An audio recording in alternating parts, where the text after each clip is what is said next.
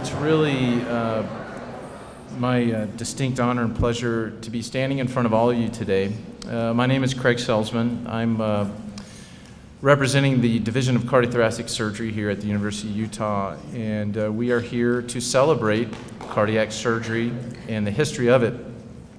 It might scare some. We think that about 22 of the 29 heart surgeons in the state of Utah are in this room right now. We are here to celebrate heart surgery in the state of Utah, and also some very, very important folks that are involved with that. And we're particularly honored to have Dr. Nelson here, who really is our pioneer for heart surgery in Utah and for heart surgery in general.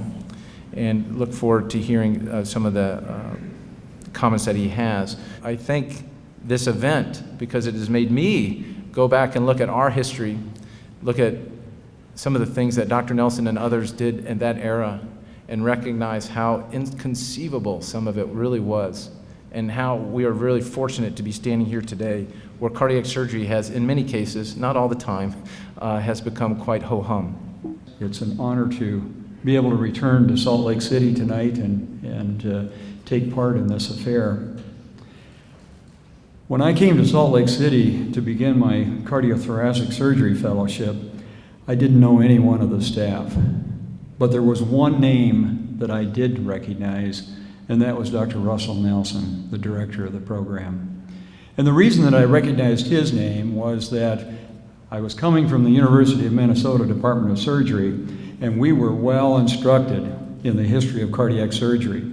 So I knew what a valuable part he had played in developing that very first heart-lung machine. When we were in medical school, we were taught that one must never touch the beating heart, for if you touched it, it would stop beating. Legalwa made this great statement, quite prescient. If one could substitute for the heart a kind of injection of arterial blood, either natural or artificially made, one would succeed easily in maintaining alive indefinitely any part of the body whatsoever. So he could see that there was a way of keeping things alive if you could just pump arterial blood through an organ. But then the famous general surgeon by the name of Theodor Billroth said that any surgeon who would attempt an operation on the heart would lose the respect of his colleagues. So that's the background against which I entered this field. Well, in 1948, then, I went into Clarence Dennis's lab, and we built this machine. This was the first machine ever to sustain the life of a dog for 30 minutes on an artificial heart-lung machine. We presented that work at the American College of Surgeons, and my mother and father came to visit us in Minneapolis, and I took my dad over to the lab, 4th floor of Millard Hall. Up in the attic, I took him to this little mangy dog, and he was able to walk out of his cage, and I said, "Daddy, you're looking at the first dog ever to have his circulation taken over by an artificial heart and lung machine, the first ever." And my daddy was weeping. And I said, "Well, Daddy, I know this is a marvelous achievement. You don't need to cry about it." And I said, "What's the trouble?" He said, "After all Mother and I have done to support you, only to find you're a dog doctor."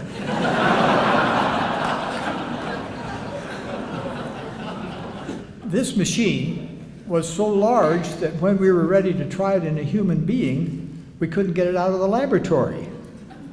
Like the ship built in a bottle, you can't get it out. So we had to start over again and made a rotating disc oxygenator with a screen in that tub, and the pumps are down below. This was the machine used for the very first open heart operation ever done on a human being. This was reported in the Annals of Surgery, October of '51. The operation was done in March of 1951.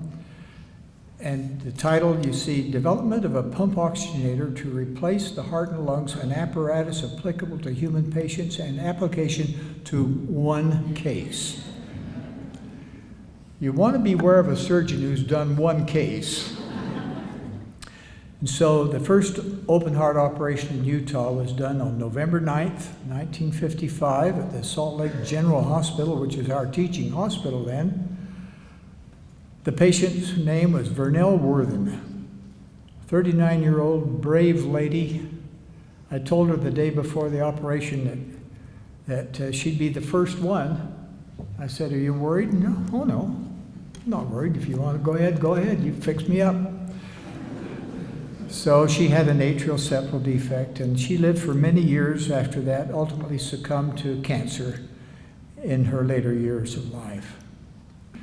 Well, our machine got a little better. We finally knew what we had to have, and so we asked a professional machine maker to make a machine which is here with a membrane oxygenator. And my wife looked at that and she said, "Honey, why didn't you make it that way the first place?" And I had no answer. That's President Kimball.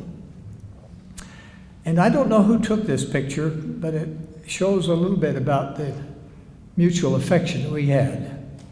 I'd saved his life with cardiac surgery, and he in turn had called me to be a member of the Quorum of the 12 Apostles. Well, that's a little more than you wanted to hear, but I'm very grateful for the privilege it's been to be one who could make a contribution in medicine and now move on to something that's a little less bloody and a little more rewarding. The rewards are out of this world. Thank you. God bless you all. I love you. Pray for you. Thank you for this recognition tonight.